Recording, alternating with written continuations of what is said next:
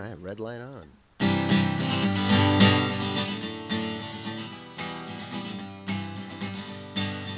Welcome to a bonus episode of Drink Beer, Think Beer, the podcast that gets to the bottom of every pint. I'm Jon Holl, and this episode is recorded from Sierra Nevada Brewing Company in Mills River, North Carolina. Brian Grossman, the company's chief brewer, will join me in a moment. But first, I've been talking about this on the show for a while, and you often hear Andy Crouch at the cold open of the shows. But the way we're able to keep bringing original content to the beer industry and curious beer drinkers is through your support. We've created an affordable underwriting program that is easy on your budget, helps you get visibility, and is an altruistic way to directly fund writers, photographers, and editors. Please visit allaboutbeer.com/support to learn more and to sign up. You can also follow All About Beer on social media at All About Beer. And if you're a fan of smoked beer, join the This Week in Rauch Beer group on Facebook or join on Instagram at TW Rauch Beer. Post your smoky finds and join the conversation. Also, when you go to allaboutbeer.com, poke around a bit, read some of the recent articles, peruse the archives, which go all the way back to our founding in 1979, and tune into other podcasts like Brewer to Brewer and the All About Beer podcast. You won't be disappointed. Okay, now on to this bonus episode. When Brian Grossman started working for the brewery his father co-founded, he expected to be making beer right away. Instead, he was put to work scrubbing out fermenters. Over the years at Sierra Nevada Brewing Company, he held a number of jobs in both the original Chico, California location and here at the Mills River, North Carolina brewery. Today, he goes by Chief Brewer and is increasingly becoming the public face of the Venerable beer brand that just celebrated its 45th anniversary. Earlier today, shortly before the North Carolina brewery opened its doors to the public for pours of Celly Drippins, he sat down for a conversation about generations, responsibility, brewing, and hops. Celly Drippins has been around for a while. It used to be the brewery's most exclusive beer. Only a small batch is collected each year after the brewery brews Celebration, its fresh hop IPA. The Holl cones that have soaked in the fermenters inside of mesh bags are allowed to drip dry in the fermenters after the beer is transferred to packaging. Those remnants are said to have even more concentrated hop flavor. All About Beer was the first to report on this 2 years ago, and in the past, the few kegs worth of that beer that was collected was served at the company's holiday party. Now, some is available to the general public in mid-November. Today, the brewery is expecting a few hundred people to show up to enjoy this taste of the season. I talked to Grossman about the beer, about staying relevant and top of mind in an increasingly crowded beverage space, and more. Here's our conversation. But I was going through the archives, and I came across this article of Kids in the Brew House, where you're on the cover with your sister and your dad, and it's a look at all of the second generations. And so you're in it. Brett Joyce from Rogue is mentioned in this story. Ron Jeffries is mentioned in this story, and there's a few really interesting things that come out of this one piece, but it got me thinking about the longevity of not only the brewery, but how much things have changed. Last week we heard Rogue abruptly shut down, and I don't think Brett's been involved in the business in a while. Ron passed away earlier this year. There's been so much change that's happened in the industry, and you've had this front row seat at the brewery of the evolution of not only this company but the industry as a whole. And I just want to start with you personally, because in this article you talk about how you showed up for work the first day and you thought you'd be making beer, and you were put to work scrubbing out fermenters. Yep. And you now, in addition to second generation owner, chief brewer, I've seen as the title that's attached to you. What happened in between scrubbing out fermenters and chief brewer? What happened in 25 years? Yeah. Oh God, where to start? Yeah, looking back, it's pretty funny too, because that was probably one of my favorite jobs, was actually scrubbing open fermenters. Is that true? Yeah. How so? The sort of the solitude that you had. You got to go in there. You had 4 100-barrel square fermenters, and the person that was responsible for cleaning it out got to bring their boom box in and listen to their music. Okay. And it was just very methodical, just straightforward good work. And at the time, you don't necessarily enjoy it, but looking back, that's really making beer is really cleaning is what a brewer really does a lot of. But from there, I went into harvesting yeast, and then obviously into tending beer in the cellars, and then into filtration, and actually went into packaging for a bit. And then probably the department that I learned the most in was our maintenance team. I really learned really what made a brewery tick when it breaks. That's probably the best way to sort of really figure out how things do what they do and why they do what they do is take them apart. And then into quality, I guess, for a little bit. And then I started our tour program, believe it or not, and then into just general brewery support, and then I ran our local distribution network, and then started designing and building this brewery. So again, going back through the memory lane, this was there I think you go. 2012 maybe. Yeah. When, So we announced. 2012 was a pretty big year. I got married January 2012. Right. I left on my honeymoon 2 days after getting married, and of course spent my honeymoon on the phone, as every good new husband does, closing the North Carolina deal, believe it or not. And I should back up a little bit. Before I got married, my mom talked to my wife, having done this herself. And she basically gave my wife the warning that you understand it's not who you're marrying, it's also what you're marrying. And we like to say the brewery is a very strict mistress. Yeah. And it started out even on my honeymoon. Like I said, I spent the pretty much the whole honeymoon on the phone. And I remember looking over at my wife January 25th saying, we got to go pack our bags right now. The governor's coming tomorrow. And we literally had to, we made it, that fast from Costa Rica to North Carolina for the announcement. I took her on another honeymoon later to make up for it. Yeah, so, that's so that was a pretty big one. And then when we were moving out here, or when we were getting ready to decide to move out here, obviously, I didn't know the area all that well. So our plan was to sort of rent furnished apartments and divide the city up into sort of 4 areas, and spend a month in each of those areas and see what was going on. But we got pregnant 3 months after we got married, so I remember calling the realtor and said, change of plans, find me a house instead. Yep. But we started to really cut trees and push earth in about April of 12, and then really started the full swing construction, end of 12, first part of 13. So that picture you're seeing here is probably right around 2013 or so. Yeah. Putting in the fermenters. I remember, and you've heard this story 1,000 times from 1,000 different people, but the first time that I came here, it was, I think you'd been open for a year or so, and my wife and I were driving from Nashville back home, and we purposely chose to stop here just so that we could see it, because I had heard so much about it. And it's like people kept describing it to me as the Grand Canyon, where people tell you how awesome it is, but you have to see it to believe it, and then you're kind of awestruck by it. And that drive up, I mean, even when we were coming in today, I was saying this never gets old, for all the times that I've been here, Malt Disney World and all of the things that people say. But it is, when you talk about clearing trees, and I think about the Platinum LEED certification that you guys got, and I remember talking to your dad about, reusing all of the lumber, and, the LEED certifiers were like, we don't even have a place on this for, on our sheets. This is above and beyond, all that kind of thing.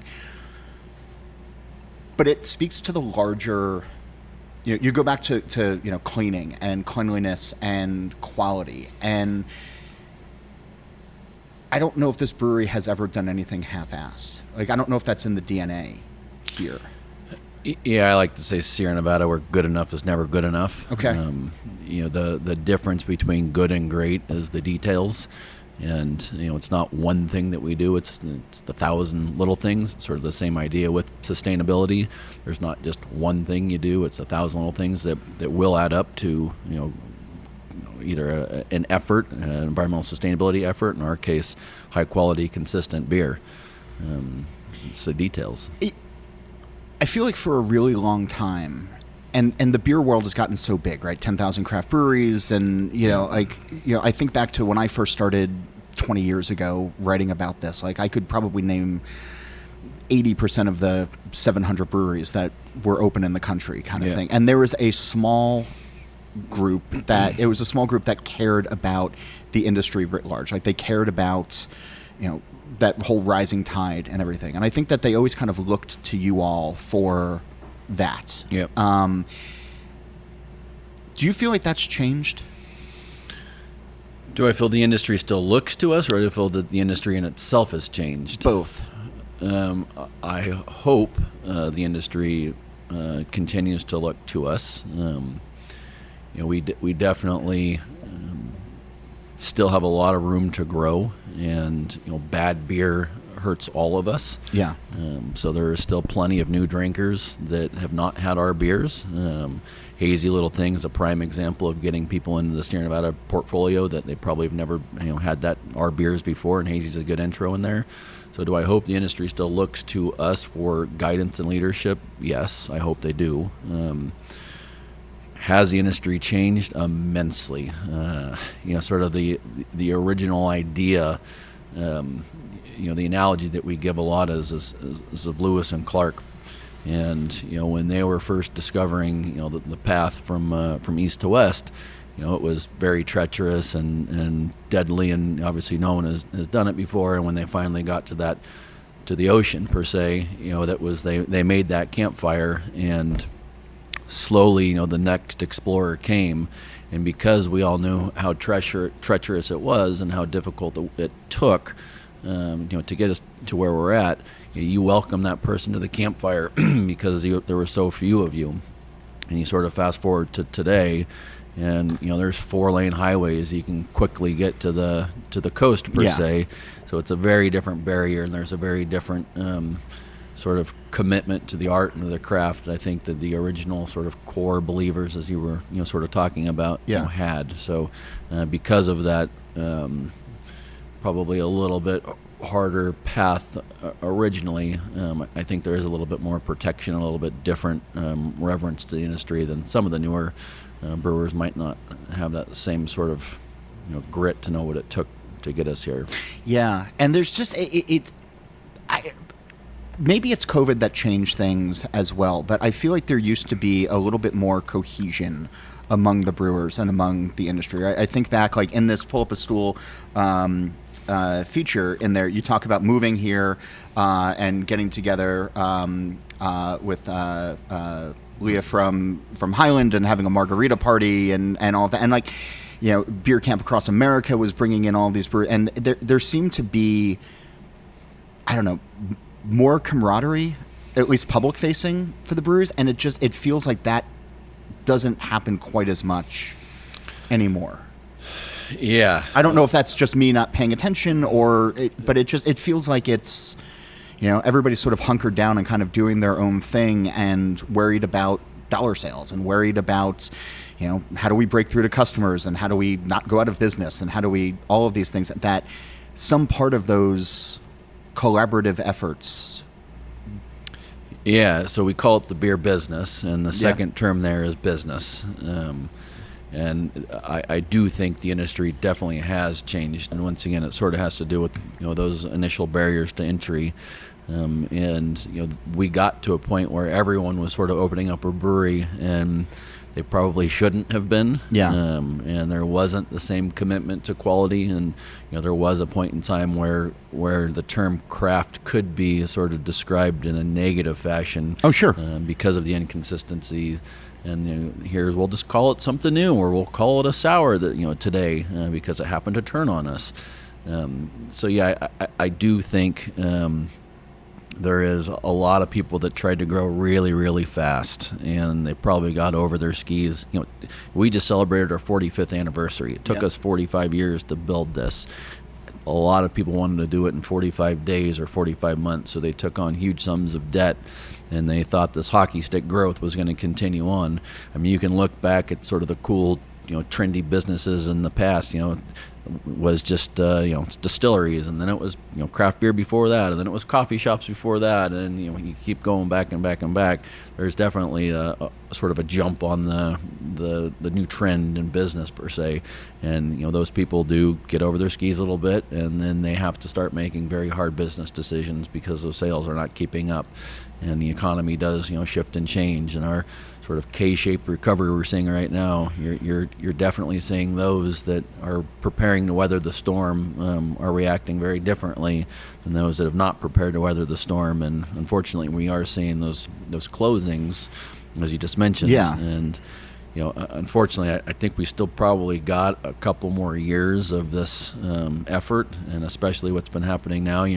We did see a little shift into hemp-derived cannabinoid beverages, and then obviously with the legislation that has just gone through, that's going to definitely also change people's business strategies, and that was sort of a life raft per se for some. So it will for quite a few. It will be pretty interesting to see sort of the business tactics and strategies that will be deployed here in the next year or two. Wholesaler consolidations as well. I mean, you're definitely seeing, and just a general movement to the better for you sort of idea. The success of the low to no alcohol portfolios, sort of that people are claiming they're drinking less. I don't necessarily know that's true or not, but not my friends. They're definitely drinking differently than they have before. And that's where brands like ours, I think, will succeed more, because people are picking quality over quantity, and that's it's a good thing to see when you're a premium player like us. 45 years for Sierra Nevada, and it's one of these things where I feel like you all have been very calculated and very cautious, right? There were other breweries that, on the large scale, that started buying up other breweries, or any new trend that would come along, they'd throw it on the wall and see if it sticks, like that kind of thing. Aside from the kombucha that you guys did for a while, and there was another Sufferfest. Yeah. Right? Yep. That was really it. Like, there wasn't a ton, a lot of time went into this, and very deliberately, the Berkeley tap room, torpedo room was, I think a cautious and smart step for you guys. But it's one of these things where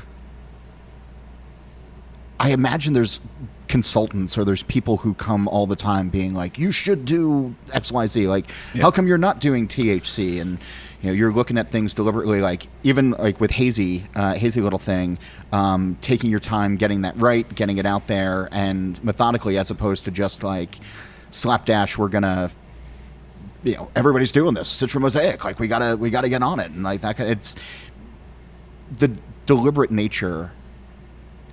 I feel like it's paying off for you guys, at least from an outsider.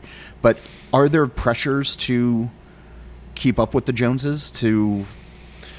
Yes and no. I think there was definitely pressure over the years to, everyone's doing seltzers or whatever it was at that point in time.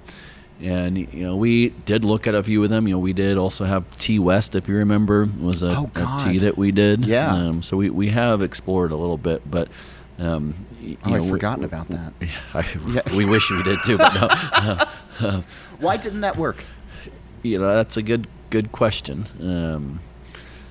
If we knew it, I would tell you. Okay. But, it was probably just not, maybe just a little bit early in the scheme of things.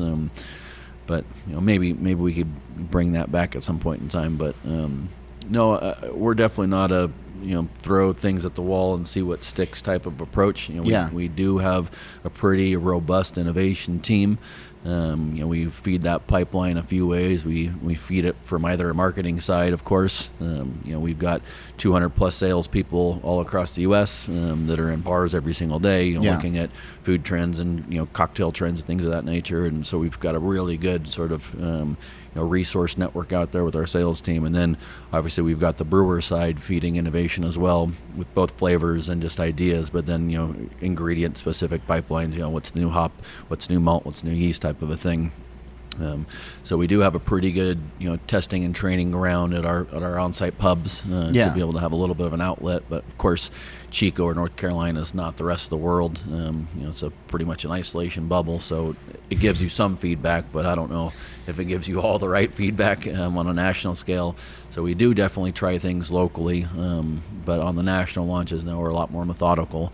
We have to sell those things into grocery chains, the presets and things of that nature. We don't want to give the wholesaler 10 things to sort of focus on. And we want to give them 1 or 2 things to focus on, because if you give them 10, they don't know what to focus on. And there are plenty of brewers that do that fire off, NPD, NP, new product development, one after the other. So it sort of whiplashes the team a little bit, I think. So we're definitely more slow, methodical, calculated on here's what I want you to focus on and here's the why. There's also something about the brand, and it comes with longevity, it comes with quality as well. But there is, I imagine you guys have done studies on this, but the level of trust that consumers have in you guys has to be off the charts. And if you do something that isn't, I don't know, Sierra Nevada, I'm doing air quotes, people can turn on you pretty quickly. They've sold out. Now all they're doing is, X, Y, that kind of thing.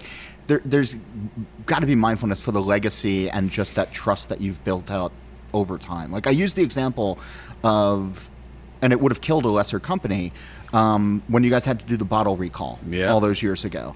And I've talked about this at small brewers conferences around the country. It's who remembers this? And nobody does. And it's because they got out in front of it, they recognized there was a problem, they addressed it, they knew where all of their shit was, it was pulled back immediately, nobody got hurt, everything was exactly done by the book and done right. It wasn't a scandal, sunshine was clearly put on this whole thing.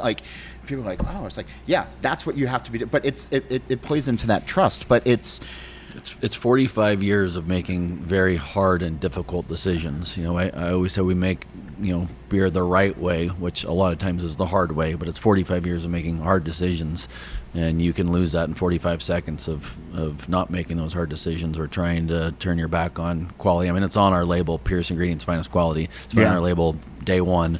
It's pretty simple. It's pretty simple.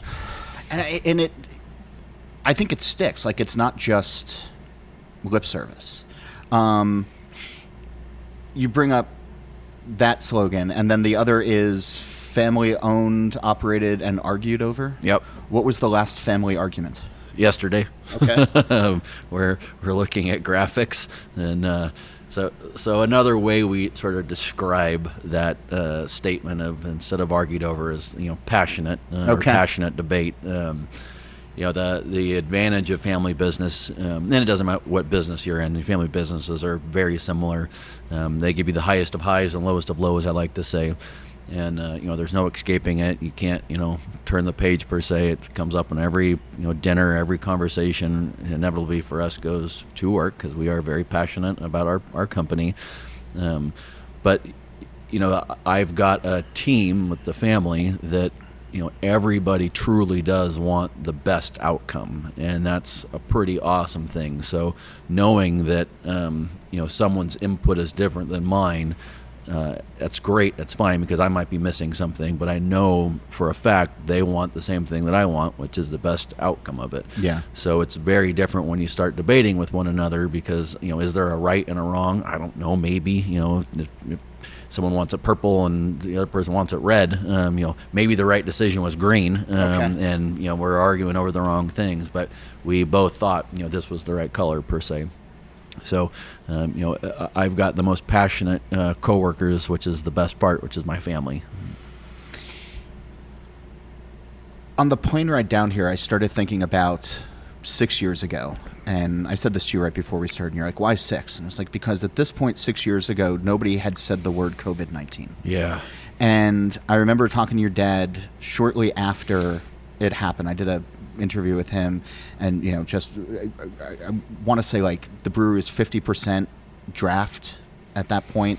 or No, is it higher? wasn't. No. So we I didn't go back and listen. We got lucky per se, and unlucky all at the same time. So going into COVID, we were about 15 or 15% draft. Okay. And the reason for that is because of the strong success of local brewers. Yeah. So any local municipality, generally those restaurants are going to serve their local beers. So we slowly over the years have been whittled away, and we were about 15% draft going into COVID. And then obviously that was the instant shutdown overnight. So for us, it was an impact, of course. It was 15% of your business is gone. But for a lot of the small brewers that were selling most of their beers over their own bar, that was 90%. Oh, it was cataclysmic. Of their sales gone. And we were also very lucky that I don't know, maybe lucky or we've got very good team members. We had our team that were willing and able to actually get back in the market as essential workers to help merchandise actually grocery stores, and it wasn't just our products. They were merchandising any product to help out, and we were lucky enough to have good relationships with our supply chain, things like cans and labels and boxes and things of that nature, to be able to quickly sort of ramp up and go more on the off-premise, which is where you consume the beer off-premise. Absolutely. Or you buy at a grocery store to break at home. So we were able to shift our efforts to primarily all off-premise, of course, and we were able to spool up production to actually help service all the grocery stores, because if you remember, there was grocery stores that had barren shelves. Oh, yeah. There was nothing out there. Yeah. I remember because we shut down up in Jersey and New York City 1 or 2 days before everybody else, and like when you sort of felt this tidal wave coming on, I remember going to the liquor store and buying a case of Bell's Two Hearted, a case of Guinness, and a case of Pale, and being like, yeah, this will be fine. I'll ride this out for a month and we'll be okay. And like the naivety that existed with that. But yeah, I mean, it was just everybody was drinking at home and having a great package business. But that 15% that nobody was expecting to lose, or 90% or whatever it was. And then, you follow that up with economic problems that come afterwards. Then you follow it up with the fires, and then you follow it up with Helene. Yeah, with Helene. Yeah. There's all of these things that with your two breweries, you've not only had the national issues, but now very severe local issues as well. And when you're a company this size, responsible for this many people, I mean, do you now have contingencies for everything?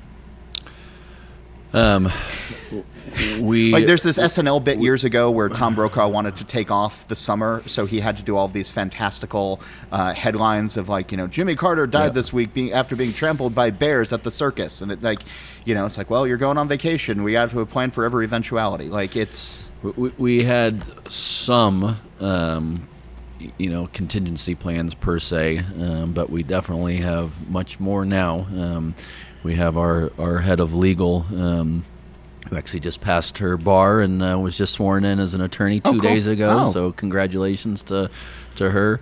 But part of her responsibilities after this is actually to do an incident command and basically figure out what went well, what didn't, and then what's our risk assessment on it. So we've definitely rebuilt that program to do this. No, I mean, no one was ready for this. It was quite a 1-2 punch. Sort of the analogy that I've got is those that have ever boogie boarded or body boarded or whatever.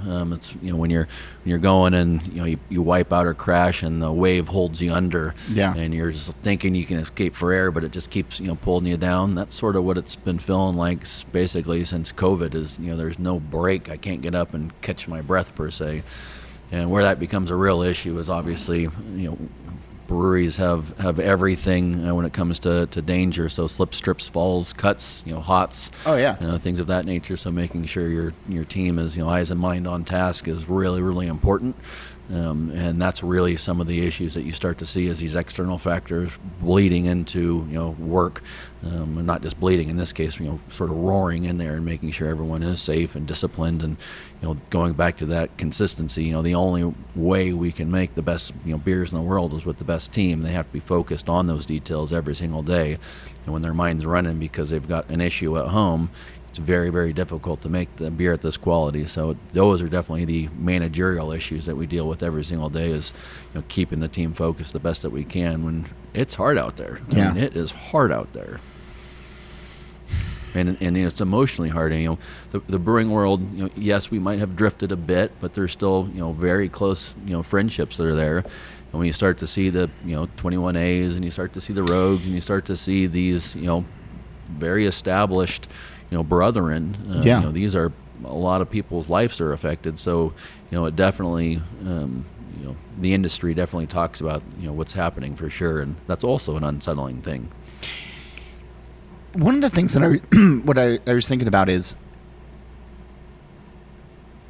back when Pale came on the scene, for a very long time, people were calling it their gateway beer. A lot of people were like, I didn't know what hops could be until I had a Pale, right? Yeah. And then because of the trust that the brewery had, it was like, well, yeah, I'm going to try stout, or I'm going to get into barrel age, or I'm going to...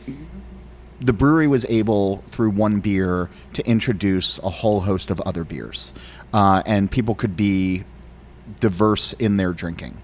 And when the Hazy Juicy IPA came on, and a younger generation didn't have to earn their hop bitterness badge, and because it used to be like when it finally clicked for you, it's like, oh, bitterness is a good thing, and I get it now. Yep. When that's totally removed, it was really hard to get people who came in through that door to go backwards to Pale, or go backwards to a West Coast IPA, or even into stouts or whatever. And I think, I had a conversation recently with a brewer. We were talking about ESB, and we were talking about Pale Ales win in that category. And I understand that when you read the guidelines for the GABF, Pale fits that. Yep. And one of the things we were talking about in that conversation was, as a beer judge sitting at that table, there aren't a lot of ESB examples out there where somebody on the table could be like, this is a really good beer, talking about Pale. I get it, but this doesn't make me think of Fuller's. This doesn't necessarily make me think of, and then there's really no other example that's out there. So I think quality rises above, and you taste that way. But I guess my thought is, with Hazy Little Thing and all of the spin-offs of that, are there conversations that you all have about how do we then, through the trust that we have, get people drinking a broader range of beers? Yeah. Or do you just get them to stick to, because at some point something else is going to come along, and it's just the nature of the industry, and you don't want to be, all eggs in one basket kind of thing. But it's... So we can take Hazy as a perfect example here, and sort of Hazy has... I want to say the base Hazy, but we've got Hazy Little Thing, and then we've got this rotating series as well. So we just had Peachy Little Thing, and then now we're in the Citra Little Thing. Yeah. So when you look at sort of course I'm going to use my hands now, but if you look at sort of a graph, and you've got your hazy drinker being in that XY axis, we've got the peachy drinker is probably that new non-traditional beer drinker. And they might be on that lower axis, let's just say, and then you've got your more hop-centric, more seasoned drinker on that upper axis, let's just say. So you've got brands like Citra Little Thing that hopefully will bring that person down into the Hazy Little Thing drinker, and then the newer drinker that's not the beer drinker has got that Peachy Little Thing that should hopefully bring that drinker up into the hazy sort of bracket. Okay. So trying to approach that new drinker two different ways, and then once you're in the Sierra Nevada brand family, we hopefully make some of the best representations of those styles that are out there: porter, stouts, pale ales, IPAs. So hopefully once you're in the brand family, then they can start to sort of move and discover sort of the broad areas and worlds of beer flavors. But you use the word hope, and that's all well and good, but is there...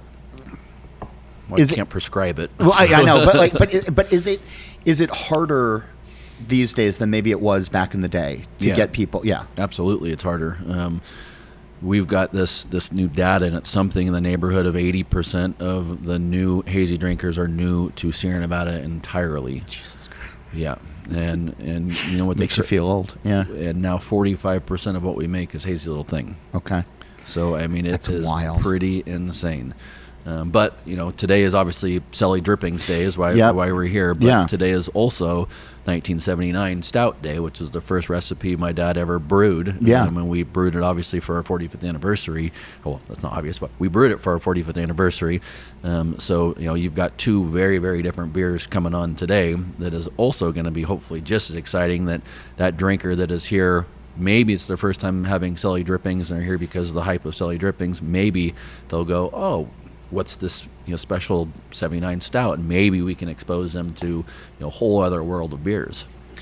So let's talk about Celly Drippins fast, because by the time people listen to this, they're not going to be able, they're not going to have a chance to get it. But I mean, it's a cool backstory of how it used to be, just for the brewers and the holiday party, and again, COVID changing things as well. But one, I want to just hear your take on it, but two, sort of the being able to capture that excitement in a single beer. I mean, you think about Goose Island Stout had that for a while. Pliny still every year when they put out the special one, it's, what is it, the Elder? Younger? Yeah. That gets the excitement going. Like, I don't know the last time, and I don't mean this in a bad way, but like, you all had a beer. The Uber driver on the way over here said that he'd picked up a guy at the airport this morning who had flown in from Florida that was coming to the brewery today just for this. Yeah, it's pretty crazy. Yeah, but it's been a while since you guys have had a beer like that. I mean, everybody looks forward to celebration season, and like, we get it, and everybody takes Instagram photos and talks about the foam, and because it's gorgeous and it's it's a wonderful, wonderful beer. But to have this sort of, I don't know, like. No, I mean, it's pretty rare and pretty special. We've got other, award-winning beers. I mean, you've got our Weizenbock that's, back-to-back to, I think, golds. So it's not that we don't have other great beers, but no, Celly Drippins is such a rarity. And, almost didn't happen. When this goes back to when I was 15, mucking out fermenters. We used to, our racker guys, our keg guys would have these heavy-duty aprons because they'd be mucking kegs, and we would acquire them from them because we had to go into our dish tanks, and these dry hop bags are wet and cold, so they're covered in yeast, and that yeast is at 0.2 degrees Celsius or 30 F, and they're heavy, and it's a very awkward position. You got to slop these yeast covered dripping bags out this manway. Your hands get numb. I was 15 doing this, and I couldn't quite understand why we did this and why it was worth it. And then, of course, when I was of legal drinking age, I had my first celebration ale, it was that aha, I totally get it and I totally understand it. And you really didn't mind mucking those bags that anymore, because like, okay, I totally get it. But yeah, I mean, we would drink what was left in the dish, or we'd save it, and we'd drink it after work, what was left in the dish. And when we came out here, why wouldn't we continue to do that? And I remember I put it on cask here at the bar, and this was when Joe Whitney, our old head of sales, was head of sales. Joe. He shows up and he yells at me like, "What the hell, Brian? You're taking our most special celebration ale and you're bastardizing it, calling it drippings. It sounds like leftover slop on the bottom of a tank." And it was like, "Shut up and drink the beer, Joe." And he tried it, and it was like, "Holy shit, this is the best beer ever. Why can't we make more of this stuff?" And it's like, this is why this is so special. Is we have to wiggle these bags through the first we have to ferment the beer, and then we go to a new fermenter and we drop a cable from the top all the way down. We swing the bottom cone out of the way, disconnect all the pipes, swing the bottom cone out of the way, and then you've got a long chain and about 25 to 30, I think it's 27 of these pillowcase sized bags that are full of hops that weigh 25 pounds or something like that. And you've got a guy who's on a winch, winching that cable up, and you've got two, on the radios, go stop, and then you've got other guys, wiggling these bags in. That's just to make normal celebration ale, and you got to swing the tank closed and repurge the tank and everything, and then transfer your beer in there. But then, we empty the beer, and then we let those bags hang overnight, and that's what drips out of it, and that's what we collect. So for all of our tanks, we only get like 5 or 6 barrels of beer. Yeah. And we can't make more because I obviously have to turn these tanks because I've got to make more Celly. Sure. And just letting them drip for days is not going to ever happen. Yeah. So we can only make this much Celly Drippins, and that's it. Yeah. And a lot of people don't know, but that's where Torpedo came from, was us trying to make more celebration ale.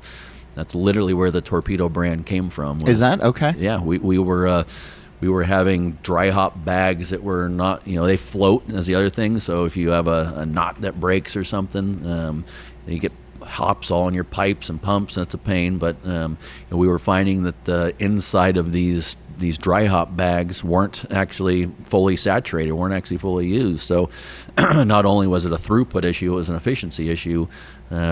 We then set out to make more Celly, and that was the essence of what started the Torpedo project, was trying to make more Celly. And that was when we finally had sellable beer.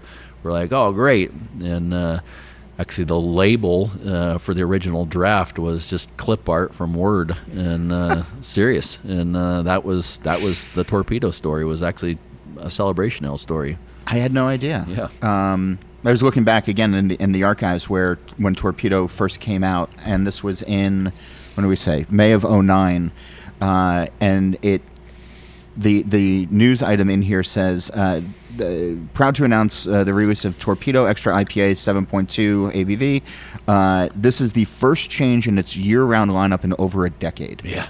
We had a Torpedo. Yeah, but those were the days, right, where you didn't have to mess with anything for a decade. And now...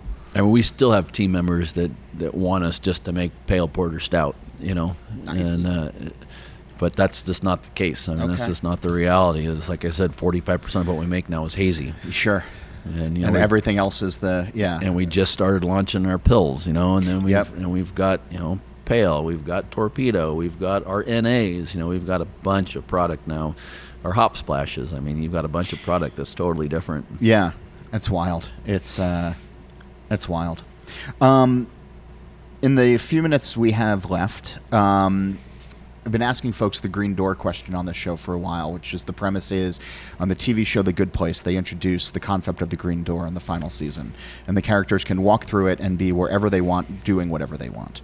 So if we had a green door on our plane of existence, and you could walk through it after this conversation was over and be at any pub or any brewery anywhere in the world, where would you want to go? Who would you want to be with? And what would you like to be drinking? Ooh, that's a good one. I'm a pretty big fan of, my favorite country to drink beer in is Belgium, but my favorite town is Bamberg. Okay. So it would probably be, a nice snow-covered day, fire pit going, Bamberg, drinking, smoked beers, and eating goose. It okay. would be about perfect to me. I love that. How do we get a Rauch beer into permanent rotation? We actually make a Rauch beer every year here. I know. I've had it. Yeah. I've had it. It's delicious. I love them. Yeah. Not that many people love them as much as we love them.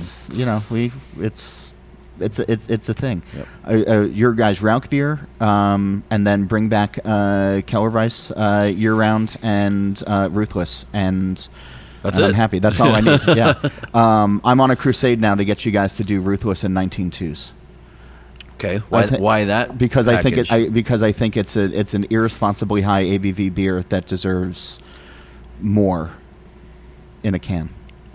That's it's a good train. We call those train beers or commuter beers. Yeah, exactly. That's a perfect train beer. If that was at Penn Station, New York, I would all the time. I'll keep you guys in business based on that. Last question before I let you go. When you were cleaning out those fermenters back in the day, and you could bring your boombox in, what was on your playlist? It was either Eminem or Linkin Park, pretty much. Okay. And Perfect Circle. That'd be the three that were always on there. Okay. Cool. Thanks for doing this. Thank you. Always a pleasure. Many thanks to the Sierra Nevada team for giving us a spot to record at the brewery. As always, you can reach me anytime via email at johnholl@allaboutbeer.com. That's JOHNHOLL at allaboutbeer.com. Make sure you join the This Week in Rauk Beer group on Facebook or follow at TW Rauk Beer on Instagram. Upload your photos. Join the conversation. You can support us by visiting allaboutbeer.com/support. And when you're at the website, check out new content as well as the archives going back to 1979 and follow the links to our All About Beer social media channels. If you like smart audio content, a reminder that All About Beer has a separate podcast channel. Search and subscribe on your podcast platform of choice. Steal This Beer has new episodes every Monday, and the BYO Nano podcast comes out on the 15th of every month. As for this show, Nate Schweber does the music, Jeff Quinn designed our logo, and I'm Jon Hall. New episodes release every Wednesday, with the occasional bonus episode like this one. But next Wednesday is when I'm going to be back again to drink beer and to think beer.